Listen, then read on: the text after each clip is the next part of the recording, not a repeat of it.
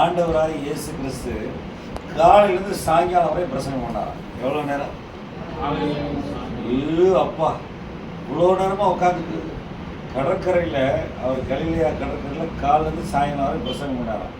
ஏகப்பட்ட வியாதிஸ்தலை சுகப்படுத்தினார், ஏகப்பட்ட பேர் விடுதலை கொடுத்தாரு, சாப்பாடு இல்லாதவங்களுக்கெல்லாம் சாப்பாடு கொடுத்தாரு.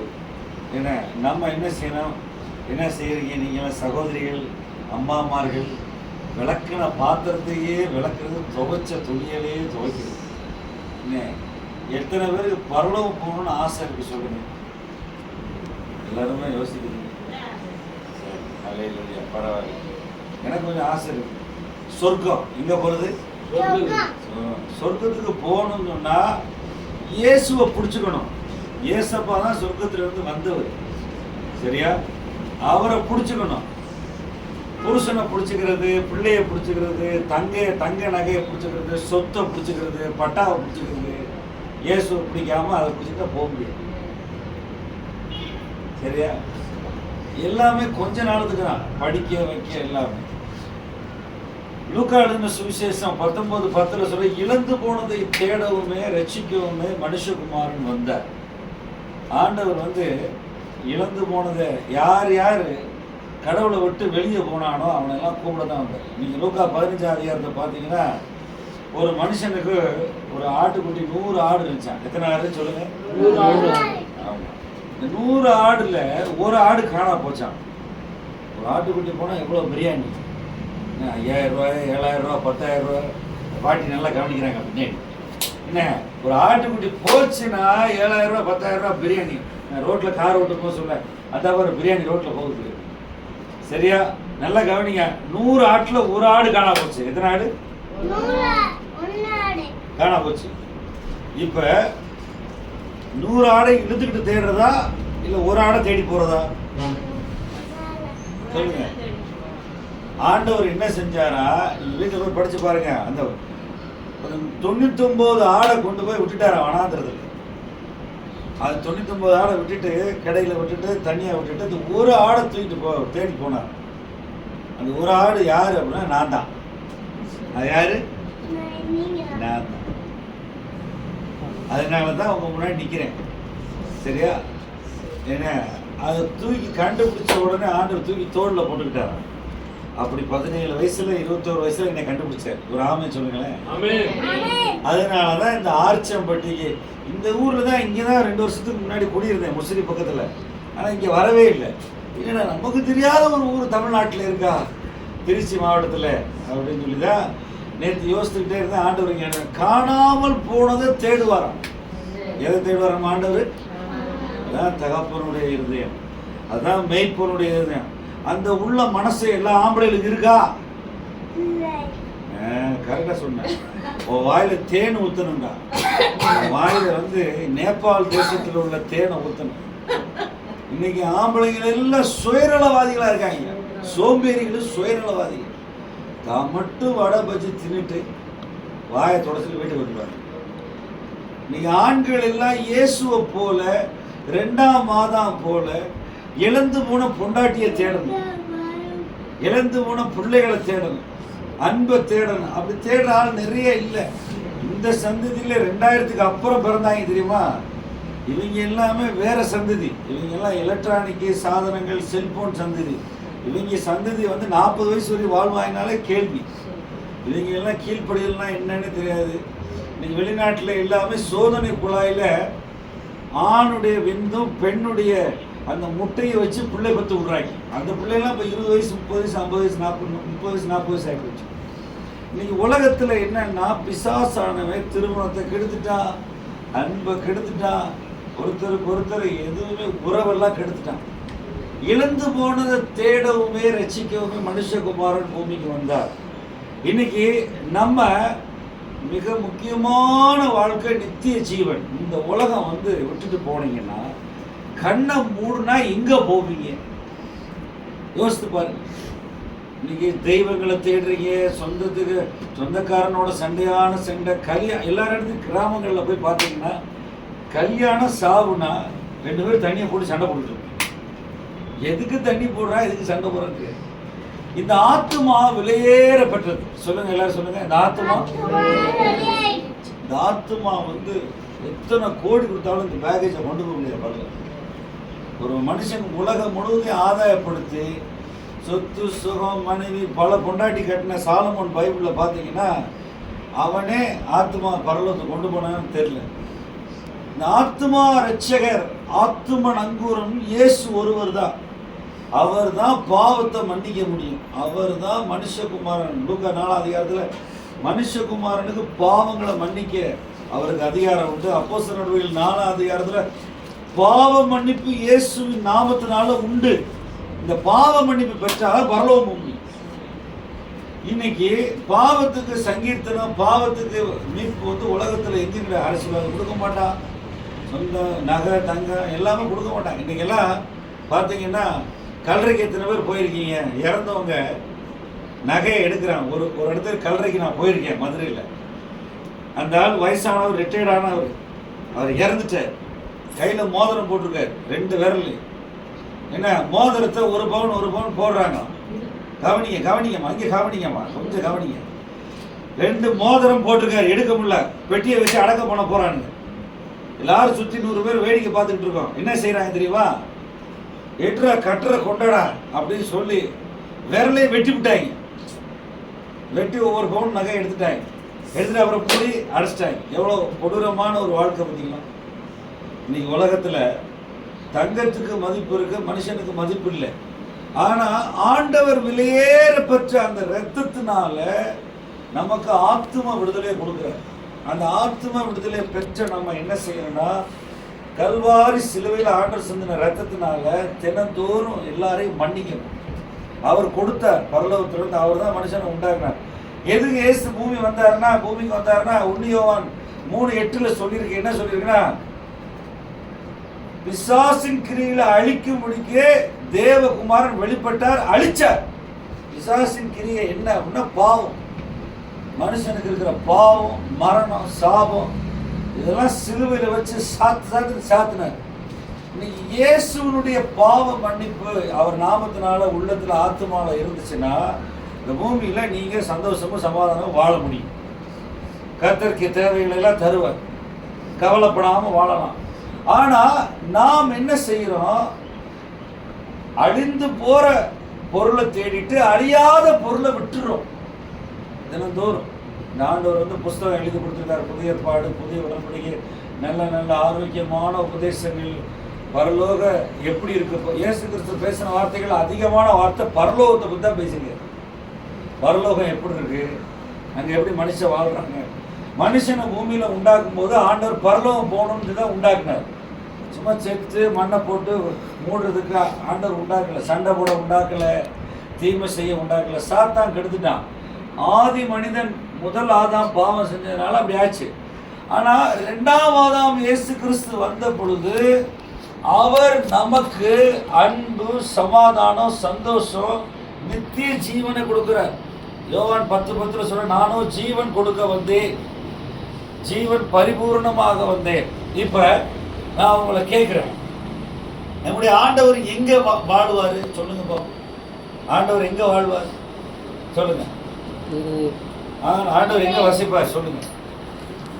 எங்க இந்த பில்டிங்ல இருப்பாரா, இல்ல செல்போனுக்குள்ள இருப்பாரா, இல்ல மனசுக்குள்ள இருப்பாரா? சும்மா சொல்லுங்க.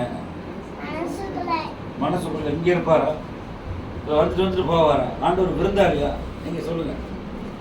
ஆண்டவர் வந்தா உங்களுக்குள்ள எங்க இருப்பார் சொல்லுங்க. மனசுக்குள்ள. அவன் கொஞ்சம் சொல்லிட்டான், சரியா? ஆண்டவர் வந்து எங்க வாழுவாரு சொல்லுங்க.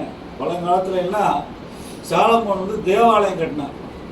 சாலமோன் வந்து தேவாலயம் கட்ட 6 வருஷம் கட்டினான். 1.5 லட்சம் பேர். எத்தனை பேர்? 1 போட்டு எத்தனை சைவர் போட்டா 1 லட்சம்னு தெரியுமா உங்களுக்கு? ஸ்கூலுக்கு போற பிள்ளைகள்லாம் சொல்லுவீங்களா? சொல்லுங்க போ. 1 போட்டு 5ஆ?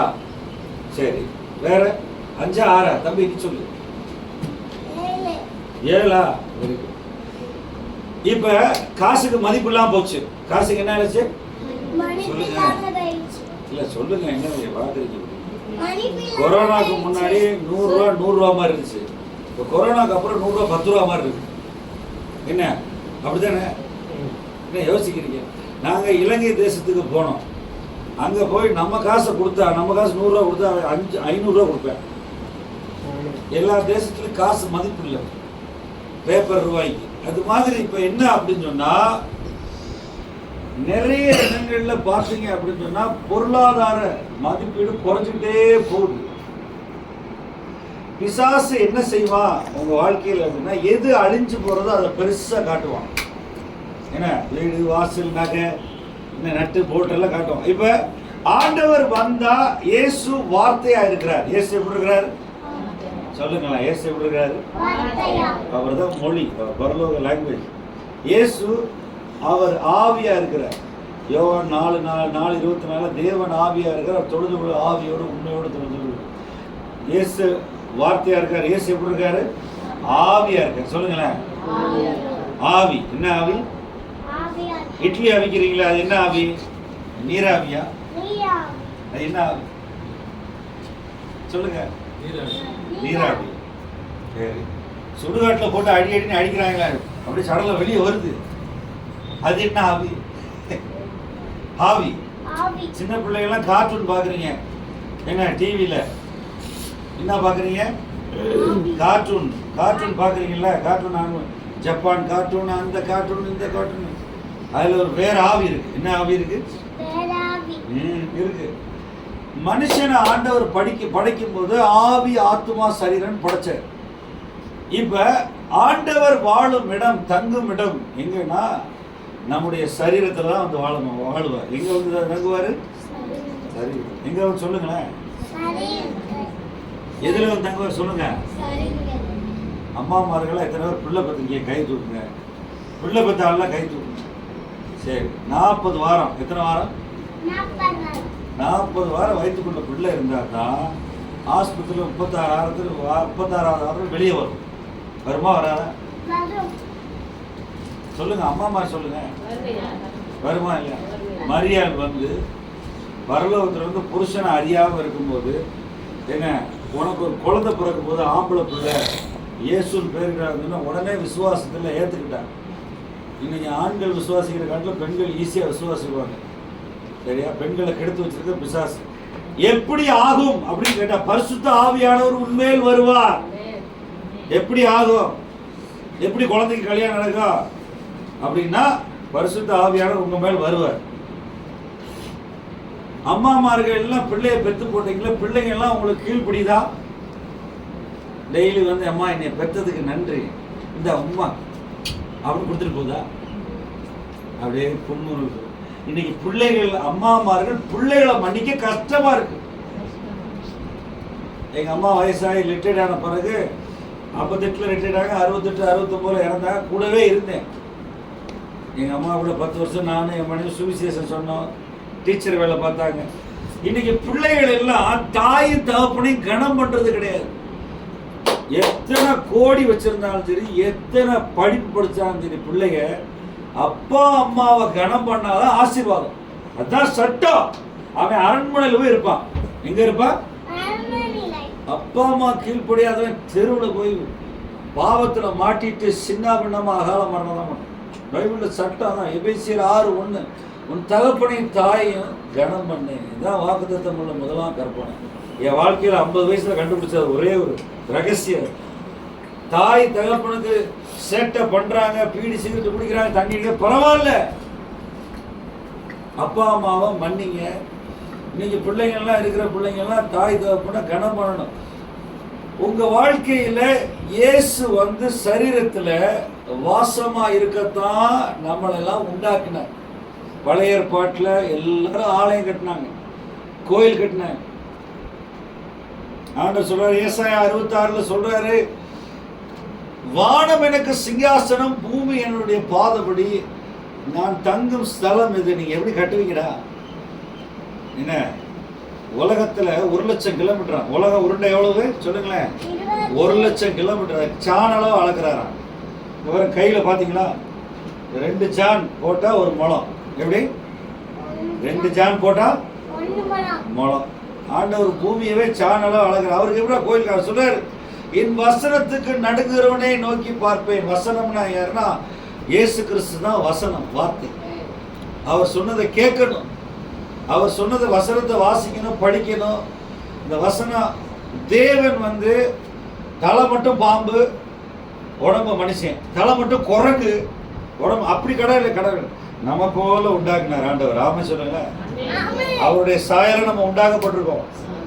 தேவன் வந்து நமக்கு என்ன கொடுத்திருக்காரு அப்படின்னா தெளிந்த புத்தியை கொடுத்திருக்காரு. இன்னைக்கு ஒரு பிள்ளை வந்து பூமியில பிறக்குது, இந்த சின்ன பையன் பிறக்கிறான், 36 வாரம் 40 வாரத்துல பிறக்கிறான்னா ஆஸ்பத்திரியில. இந்த சரீரம் தேவனுடைய ஆலயம். இந்த சரீரம் யாருடைய ஆலயம்? தேவனுடைய. இந்த மனசுக்குள்ள தான் இயேசு வந்து இருப்பார். யார் எங்க இயேசு இருப்பாரு? மனசுக்குள்ள. இந்த மனசுக்குள்ள உள்ளத்துல இருதயத்துல வந்து இருப்பார். அவருக்கு இடம் கொடுக்கணும். இந்த லூக்கா 19 அதிகாரத்துல ஒரு சகேயுன்னு ஒரு பொல்லாத ஒரு ஊழியக்காரன் இருந்தான். ஒரு பொல்லாத டாக்ஸ் கலெக்டர், அதாவது வரி வசூல். நம்ம ஊர்ல பாத்தீங்கன்னா வரிக்காரங்க நல்லவனா இருப்பானா? நம்ம ஊர்ல பூரா லஞ்சம் பெருத்து ஓடுது. எங்க பார்த்தாலும் கேவலம். தாலுக்கா ஆபீஸ்ல லஞ்சம், இந்த ஆபீஸ்ல லஞ்சம், விஏ ஆபீஸ்ல, அதுவும் எழுத படிக்க தெரியாத காசு வாங்கி கொலையா கொள்றான். ஏன்னா இது மாதிரி ஒரு கொடூரமான இடம் தான் வரி வசூலிக்கிற சகேயுன்னு ஒருத்தன் குட்டையா ஒருத்தர் இருந்தான். ஆண்டவர் சொன்னாரு, வாப்பா சகேயு, உன் வீட்டுக்கு நான் வரணும்னார்.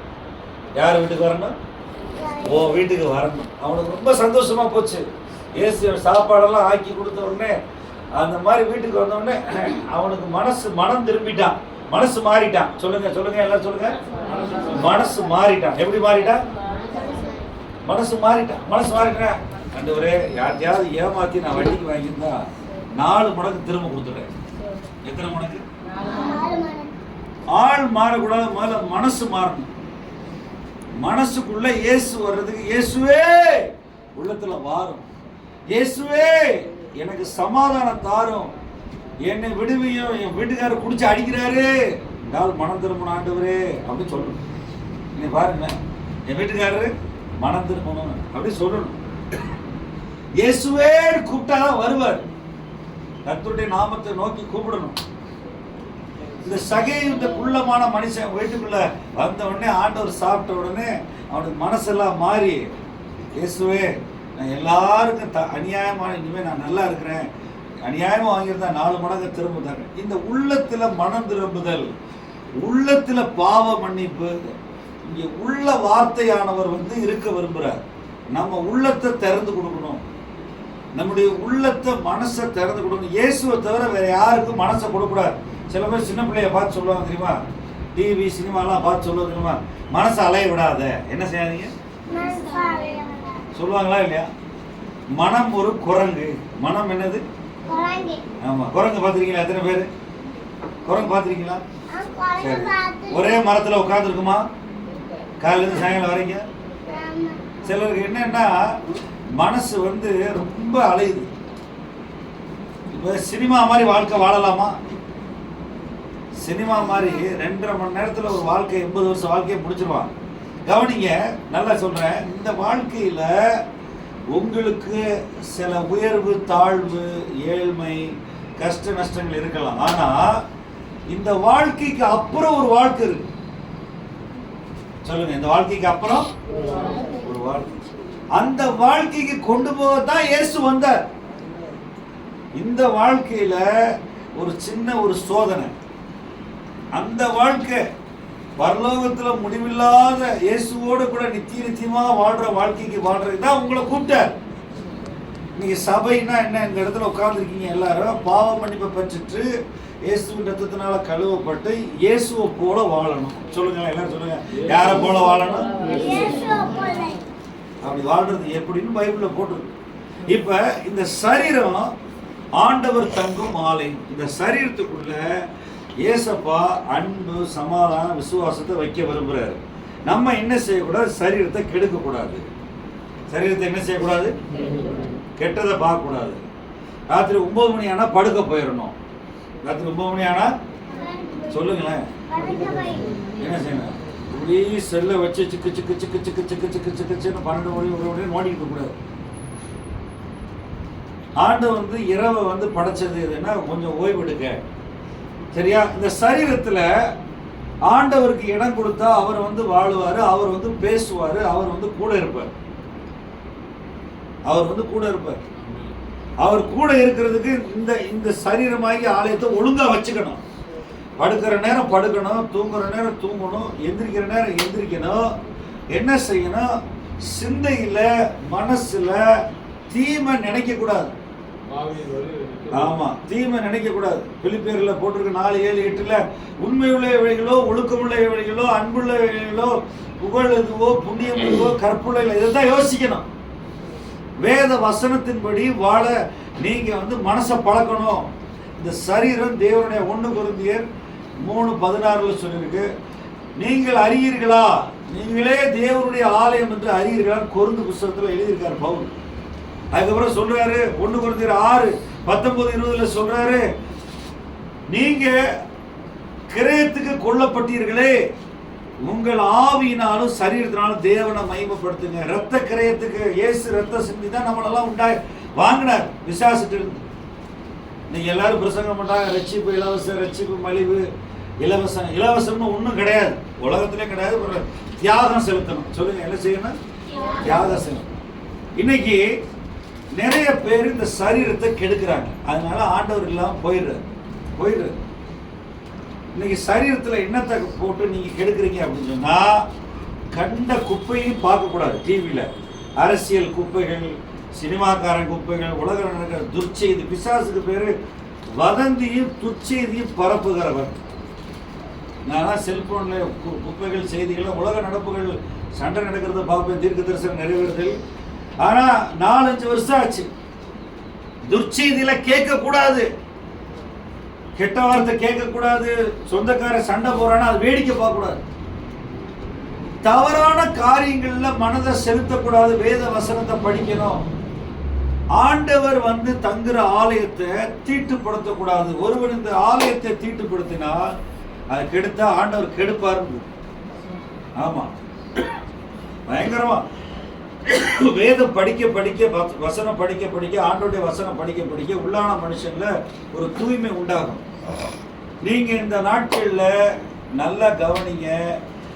ஆண்டவர் இந்த உள்ளத்துல எதுக்கு வந்தாரு, உள்ள எதுக்கு என்ன வைக்க வந்தார்? இந்த ஆலயத்துல தங்குற வார்த்தையை வைக்க வந்தாரு, அன்பு வைக்க வந்தார். சொல்லுங்க, எல்லாரும் சொல்லுங்க, அன்பு. சொல்லுங்க, தேவ அன்பு. தேவ அன்புன்னு சொல்லு, சத்தமா சொல்லுங்க. இயேசுதான் தேவ அன்பு. 1 யோவான் 4 சொல்லிருக்கு, 8:16 தேவன் அன்பாகவே இருக்கிறார். தேவன் எப்படி இருக்காரு? சத்தமா சொல்லுங்களேன். நாக்கு தொங்க போட்டு கையில 2 அருவாளோட அப்படியா இருக்குது கடவுள்? பிசாசு உலகத்துல அன்புன்ற வார்த்தையே கிடையாது. திருடன் திருடவும், பொய் சொல்லவும், கொல்லவும், அழிக்க வர்றான்.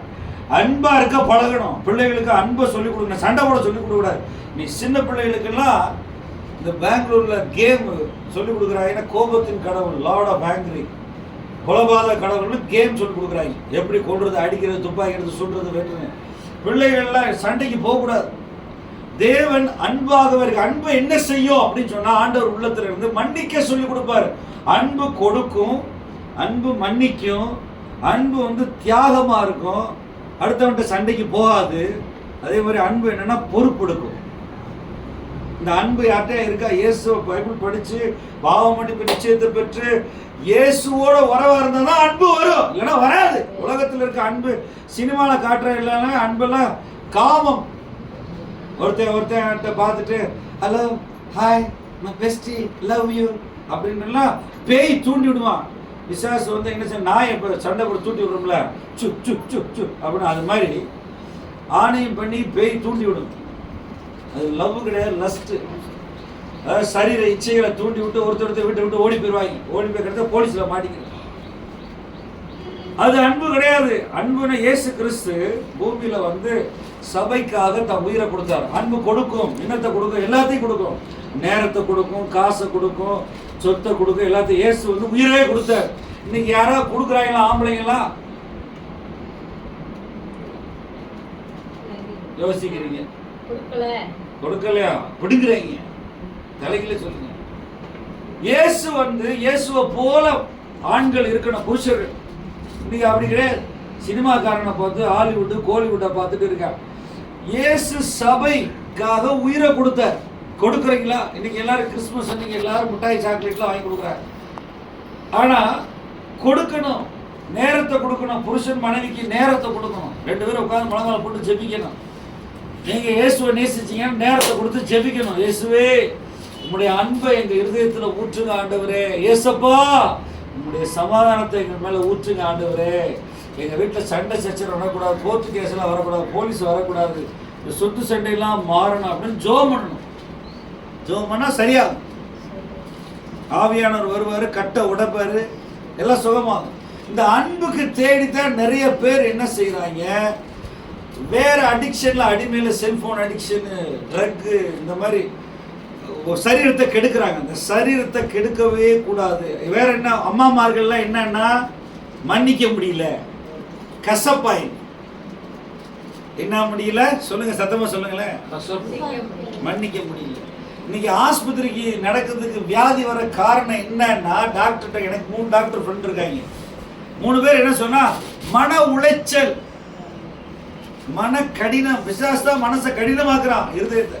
இந்த மன உளைச்சல் வந்து வியாதியை கொடுத்துறான் பிசாசு. வியாதியை கொடுத்து படுக்க வர, பிள்ளைய மன்னிக்க முடியல, புருஷனை மன்னிக்க, நாத்தனாரை மன்னிக்க முடியல. என்னெல்லாம் சொத்து எல்லாம் எடுத்துட்டு வீட்டு விட்டு அனுப்பிச்சிட்டாங்க. நான் சொன்னேன், சந்தோஷமா இருங்க, இயேசு நாமத்துல கர்த்தர் உங்களை ஆசீர்வதிப்பார், கர்த்தர் எனக்கு வேற வீடு தருவார் சொல்லிட்டு வெளியே வந்துட்டேன். என் உள்ளத்துல பாரம்லாம் இல்ல, கர்த்தர் தந்துடுறாரு, தருவார். ஏன் 30 வருஷமா ஊழியம் பார்க்குறேன், எனக்கு ஒரு ரூபா கூட என் பேர்ல கடன் கிடையாது, எனக்கு வியாதி கிடையாது. நம்ம மன்னிச்சா வியாதி போயிடும். இயேசு கிறிஸ்து கல்வாரி சிலுவையில அடிச்சவனையும் தாடி பிச்சவனையும் எச்சி துப்புனவனையும் மன்னிச்சார். நீங்க மன்னிப்பீங்களா? எனக்கு தெரியல உங்க வீட்டுல எப்படி ஃபைட்டிங் நடக்குன்னு தெரியல. அங்க ஒரு கேமரா வச்சா நல்லா இருக்கும். உங்க வீட்டு சண்டைக்கு போக கூடாது. சண்டைக்கு போனா பரலோகம் போக முடியாது. தேவ அன்பு மன்னிக்கும். இயேசுவை போல நம்ம வாழணும், விட்டுறணும். சாயங்காலம் கோபம் வர்றதுக்குள்ள, சாயங்காலம் பொழுது சாயறதுக்குள்ள கோபத்தை விட்டுறணும். எதுக்கு எடுத்தாலும் வார்த்தைக்கு வார்த்தை, சில பேர் பாறைக்கு வா மண்ணுக்குன்னு சண்டைக்கு போகும். எப்படி ஆசீர்வாதம் வரும்?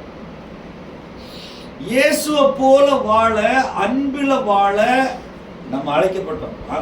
மதர் தெரசா அடிக்கடி சொல்றேன். நான் கல்கட்டா போய் அந்த அம்மாவுடைய அந்த ஹோமெல்லாம் பார்த்துட்டு வந்தேன். அந்த அம்மா என்ன சொல்ல, நாம் பிறரை நேசிக்கவே அன்பு கூறவே பிறந்தோம். அன்பு கூறுறதுன்னா என்னன்னா, குறை பேசக்கூடாது, வாயை திறந்து குறை பேசவே கூடாது, தேவையில்லாத பேசவே கூடாது. அன்பு கொடுக்கும், அன்பு மன்னிக்கும். இயேசு கிறிஸ்து சொன்னாரு, 2 பேர் கடன் போட்டிருந்தாங்களாம். எத்தனை பேரு சொல்லுங்க? ஒருத்தர் வந்து 2000 ரூபாய் கடன் போட்டிருந்தானா ஒரு எஜமான்ட்ட, ஒருத்தர் வந்து 2 லட்சம் ரூபாய் கடன் போட்டிருந்தானா. எவ்வளவு சொல்லுங்க? 2 பேருக்கும் கொடுக்க முடியலன்னா எஜமான் மன்னிச்சுட்டாராம். இதுல மன்னிச்ச உடனே யார் அந்த எஜமான் மேல ரொம்ப அன்பா இருப்பான்? 2 லட்சம் ரூபாய் மன்னிச்சவனா 2000 ரூபாய் மன்னிச்சவனா? பாத்தீங்களா? எனக்கெல்லாம் ஆண்டவர் 2000 கோடி 2 லட்சம் கோடி கோடிக்கு மன்னிச்சார். ஆமை சொல்லுங்களேன். எனக்கெல்லாம் ரொம்ப மன்னிச்சுட்டார். என்னை தூக்கி போட்டு அடிக்க வரமாட்டாங்க, ஆனா அடிச்சாலுமே அவனை மன்னிக்க கர்த்தர் ஒரு விருதையை கொடுத்துருக்கார். போயிட்டு போ, கர்த்தர் உன்னைய பார்த்துக்குவாரு. நம்ம என்ன செய்யணும்? வீட்டுக்காரரை மன்னிக்கணும். எல்லாரும் சொல்லுங்களேன், பெண்கள் எல்லாம் சொல்லுங்க. வீட்டுக்காரர் பழைய வாழ்க்கை, வீட்டுக்காரர் அம்மா அப்பா பத்தியோ, வீட்டுக்காரர் கூட பிறந்தவங்களை பத்தி பேசவே கூடாது. வாயை மூடிடணும் கொஞ்ச நாள். அதான் உபவாசம். உபவாசம்னா என்னன்னா, வாயை திறக்க கூடாது, தீமைக்கு வாயை திறக்கூடாது.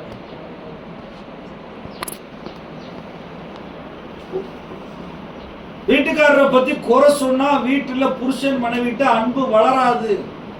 இயேசுவின் அன்பு இருதயத்துல ஊற்றப்பட்டிருக்கு. ரோமர் 5:5 சொல்லிருக்கு. அந்த நம்பிக்கை நம்மளை வெட்கப்படுத்தா, பரிசுத்த ஆவியினால இருதயத்துல அன்பு ஊற்றப்பட்டிருக்கு. அன்பு ஊற்றப்பட்டிருக்கா உங்களுக்கு? மன்னிக்கணும். எல்லாரும் சொல்லுங்களேன், பக்கத்துல பார்த்து சொல்லுங்க, மன்னிக்கணும். உங்க சகோதரனை மன்னிங்க. சொல்லவே மன்னிக்கணும். உங்க சகோதரனை மன்னிங்க, வீட்டுக்காரரை மன்னிங்க. அவர் உங்களுக்கு தான் பேசுறாருன்னு சொல்லுங்க, பக்கத்துல பார்த்து. அவர் உங்களுக்கு தான் பேசுறாரு. ஆமா, உங்களுக்கு தான். நான் இங்க இருக்க வானமண்டலத்தில் பொல்லாத சேனைக்கு பிரசங்கம் பண்ணிருக்கீங்க. ஆமா, எல்லா முழங்கால்களும் முடங்கு, எல்லா நாவுகளும் அழைத்து உங்களெல்லாம் கத்து பரலோகம் சொல்லுங்க. சரியா? சரி, இப்ப சொல்லுங்களேன், கையை தூக்கி சொல்லுங்க, இயேசுவே நான் அன்பா இருக்க உதவி செய்யும். இயேசுவே நான் அன்பா இருக்க உதவி செய்யும். அன்பு என்ன செய்யணும்? குறைய பார்க்காது. 1 கொரிந்தியர் 13 சொல்லுங்க. 1 கொரிந்தியர் 13 வசனம் இருக்காது, மனப்பாடம் பண்ணணும். இந்த அன்பு வந்து எங்க இருக்கு? அன்பு, விசுவாசம், நம்பிக்கை, ஞானம், தெய்வீக ஞானம், நித்திய ஜீவனம் இருதயத்தில் இருக்கும். இங்க இருக்கும். உசுறு இங்கதான் இருக்கு. உசுறு தலைக்குள்ள இருக்காது. தலையில வந்து கண்ட குப்பையை வந்துட்டு போகும் மூளையில. ஆண்டவர் அன்பினால நம்மளை அழைச்சாரு. சபையில அன்பு கூற அழைச்சாரு. குடும்பத்துல அன்பு கூற. இன்னைக்கு அன்பு காண எல்லா இடத்துலயும். இன்னைக்கு அன்பு மன்னிக்கும். ஒருவருக்கு ஒருவர் கிறிஸ்து தயவாய் மன்னித்தது போல 4:32 பேசிடல. ஒருவருக்கு ஒருவர் மன்னிங்க.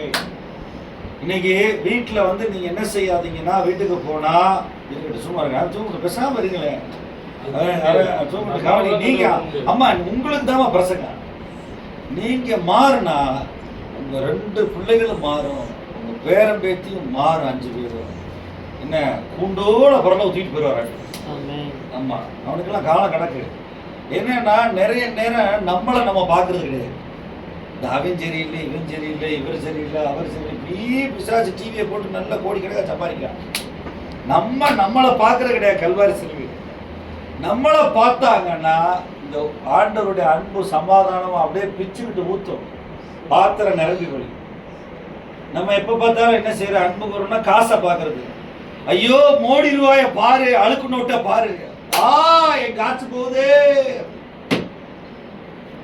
இந்த மெட்ராஸை விட்டு வெளிநாடு சிலோனுக்கு போனீங்கன்னா அந்த காசு செல்லாது. சொல்லுங்க, என்ன செய்யாது? இந்த காந்தி சிரிச்சுக்கிட்டே போறாருல லஞ்சத்துக்கு, அது செல்லாது. ₹1 வாங்க மாட்டேன். தொடச்சு போடும் துணி தான், பேப்பர். அங்க போனா அங்க வேற ரூபா. இப்படி 195 நாடுகள்ல 195 ரூபா நோட்டு இருக்கு. நீங்க காசை பிடிச்சி வச்சுக்கிட்டா ஆண்டவருடைய வசன வாக்குத்தத்தத்தை பிடிச்சுக்கணும். இந்த சரீரமாகிய ஆலயத்துல, இந்த ஆலயத்துல ஆண்டவர் தாயின் வயிற்றுல உங்களுக்கு ஒரு சரீரத்தை கொடுத்ததுக்கு காரணம்னா, இங்க வந்து வாழ கைகளினால் கட்டப்பட்ட ஆலயத்துல, இந்த ஆலயத்துல இருக்க மாட்டார். இது கட்டலாம், சும்மா கூடி ஆராதிக்க இருக்கலாம். ஆனா உங்க அம்மா வயிற்றுல ஒரு ஒரு ஒரு உசுரை கொடுத்து உங்களுக்கு ஒரு ஆவி ஆத்மா சரீரத்தை கொடுத்தாரு பார்த்தீங்களா? இதுக்குள்ளதான் இயேசு வாசமா இருக்கு. இன்னைக்கு நிறைய பேர் சரீரத்தை கவனிக்கிறதே இல்லை. பழைய சோறா போட்டு சாப்பிட்றீங்களா? என்ன அமைதியா இருக்கிறீங்க? பழைய சோறு சாப்பிட்டா உடம்பு கிண்ணுன்னு வரும். அப்படியே 100 வயசு வரைக்கும் இருப்பீங்க. எத்தனை வயசு வரைக்கும்? ஆமா. எவனோ ஒரு முட்டா பைய சொன்னா பழைய சோறு சாப்பிட்டா நல்லது. என்ன ஆண்டவர் வந்து பழைய ஏற்பாட்டுல அன்றன்றைக்கு மன்னாவை தந்தார். என்ன தந்தாரு? அன்னன்னைக்கு மன்னாவை தந்தார். அன்னன்னைக்கு செஞ்சு சாப்பிடுங்க. ஃப்ரிட்ஜில் வச்சு சாப்பிடாதீங்க, கெடுத்தாதீங்க சரீரத்தை. ஃப்ரிட்ஜில் வச்சு சூடேற்றி சாப்பிட்டா உங்களுக்கு வந்து வியாதி தான் வரும். சரீரத்தை கெடுக்க கூடாது. சரியான நேரம் படுக்க போகணும். ஆண்டவர்கிட்ட வந்து இந்த சரீரத்தை ஜீவ பலியா ஒப்பு கொடுக்கணும். எப்படி கொடுக்கணும்? சரீரத்தை, ஆண்டவரே என் நாக்கு இயேசு நாக்கு, என் கண்ணு இயேசுடைய கண்ணு, ஏன் இனிமே நான் கிருபைக்கு கீழே இருக்கேன், நான் இனிமே என்ன செய்ய மாட்டேன், பாவம் செய்ய மாட்டேன், ஏசப்பா என் கூட இருக்காருன்னு சொல்லி நீங்க இந்த சரீரத்தை ஒப்பு கொடுத்தீங்கன்னா ஆண்டவர் உங்களோட இருப்பார். உங்களுக்கு பிரச்சனை வராது, வியாதி வராது. டாக்டர்கள்லாம் மருந்து போட்டாலும் சில குணமடைய மாட்டேங்குது. ஆகுதான் சில, அதாவது நோய் வேற வியாதி வேற. சொல்லுங்க, எல்லாரும் சொல்லுங்க. நோய்னா வந்தா 3 நாள்ல போயிடும். வியாதினா கூடவே இருக்கும். இந்த ப்ரெஷரு, டயபெட்டிக்கு இதெல்லாம் என்னன்னா அவங்க வந்து மன்னிக்க மாட்டாங்க. அது பரம்பரையாக இருக்கு. அவன் வச்சு சம்பாரிச்சுக்கிட்டே இருக்கேன், காசு சம்பாரிச்சுக்கிட்டு இருக்கேன். இன்னைக்கு ஆண்டவர் சுகமளிக்கிறவர். சொல்லுங்க, இயேசு எப்படிப்பட்டவர்? சொல்லுங்க சொல்லுங்க, வாயை திறந்து. இயேசு கல்வாரி சிலுவையில என் நோயை தூக்கி சுமந்தார். சொல்லுங்களேன், கல்வாரி சிலுவையிலே சுமந்தார். சொல்லுங்களேன், இயேசு என் நோய்களை, வலிகளை, வேதனைகளை வியாதியை கல்வாரி சிலுவையில தூக்கி சுமந்தார். நான் இன்னைக்கு சுகமா இருப்பேன். பாத்தீங்களா? படுக்க போட்ட உடனே 1 லட்சம் ரூபாய் கேட்கிறேன். ஆனா நமக்கு சுகம் ஃப்ரீயா கொடுக்குறாரு. சுகம் ஃப்ரீயா கொடுக்குறாரு. அவரை நம்பணும். இந்த சரீரம் வந்து அவருடைய ஆலயம். இதுல வந்து இருக்கிறார். இதுல வந்து இருந்து உங்களோட வாசம் பண்ணதான் வந்தார். நல்லா கவனிங்க. எத்தனை பேருக்கு பரலோகம் போகணும்னு நினைக்கிறீங்க? நான் போகணும்னு நினைக்கிறேன், ஆசைப்படுறேன். பரலோகம் போறோன்றவங்க எல்லாரும் மன்னிக்க பழகணும். என்ன பழகணும்? 7-70 தடவை சொல்லுங்க. 7-70 ஒரு நாளைக்கு 490 தடவை. பார்த்தீங்களா? சிஸ்டர் சொல்றாங்க, அந்த அம்மா எலிசபெத் ராணி சொல்றாங்க. ஆமா, என்ன 7-70 தடவை சொல்லுங்க. மன்னிக்க பழகணும். வீட்டுக்கார்ட்ட சண்டைக்கு போக கூடாது. வீட்டுக்காரரை மன்னிக்கணும். அதே மாதிரி மாமனார் மாமியாரை மன்னிக்கணும். சொல்லுங்க. சொத்து கொடுக்காட்டினாலும் ஒண்ணு கொடுக்காட்டினாலும் மன்னிக்க சொல்லுங்க. எல்லாரும் சொல்லுங்க, சத்தமா சொல்லுங்க. மன்னிக்க பழகிட்டாலே சாத்தான் வந்து குடியிருக்க முடியாது. நீங்க பாருங்க, மன்னிக்க பழகிட்டா யார் சாத்தா குடியிருக்கவே பாவம் வாழாது. இருக்க முடிய இடமே இருக்கு. அன்பு, இயேசுவின் அன்பு மன்னிக்க எல்லாரையும். சகோதர சிநேகம் இருக்கணும். அதுக்கு தான் இயேசு அன்பு கூட தான் வந்தாரு. அன்பு இல்லாத உலகத்துல அன்பு செய்ய தான் சொல்ல வந்தாரு.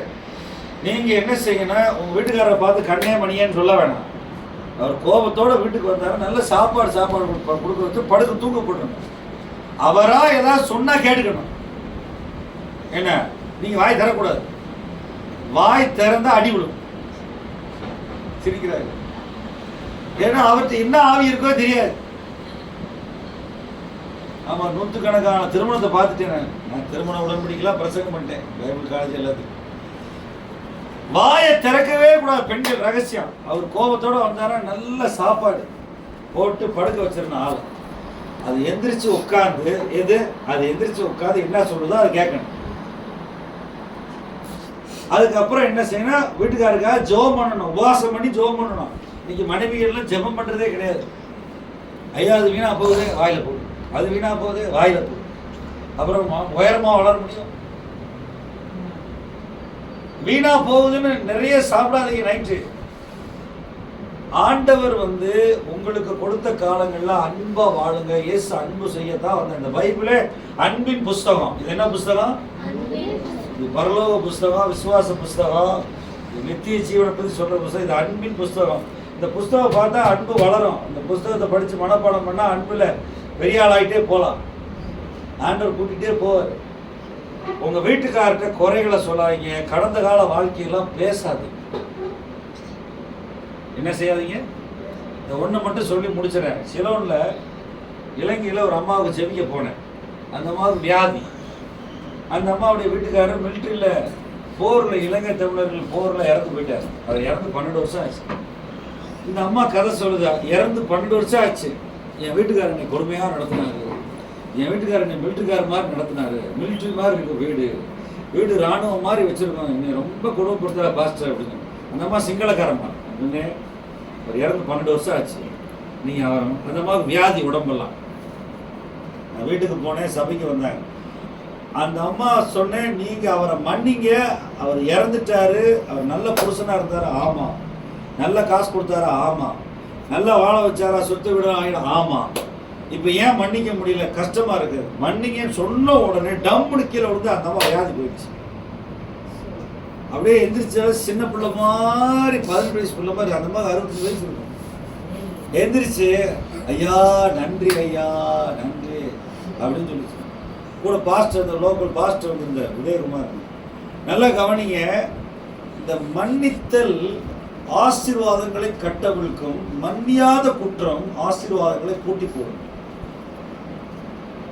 இறந்து போன ஆளை மனசுல நினைச்சுக்கிட்டு என்ன செஞ்சுன்னா 12 வருஷமா அந்த அம்மா நல்லா வாழல. நீங்க நிறைய பேர் என்ன செய்யறீங்கன்னா, வீட்டுக்காரரை பத்தி நினைச்சு இயேசுவை விட்டுறீங்க. இயேசுதான் உங்களுக்கு வீட்டுக்காரர். ஒரு ஆமை சொல்லுங்க. இந்த சரீரத்துல, இந்த ஆலயத்துல அன்பு, விசுவாசம், நம்பிக்கை இருக்கு. இதுக்குள்ள இழந்து போனதை தேடவும் ரட்சிக்கவும் கர்த்தர் வந்தார். உங்களை தேட வந்தார். ஜெபம் பண்ணுமா? நம்ம ஜெபம் பண்ணுமா, எல்லாரும் எழுந்து நிலைக்கலாம்.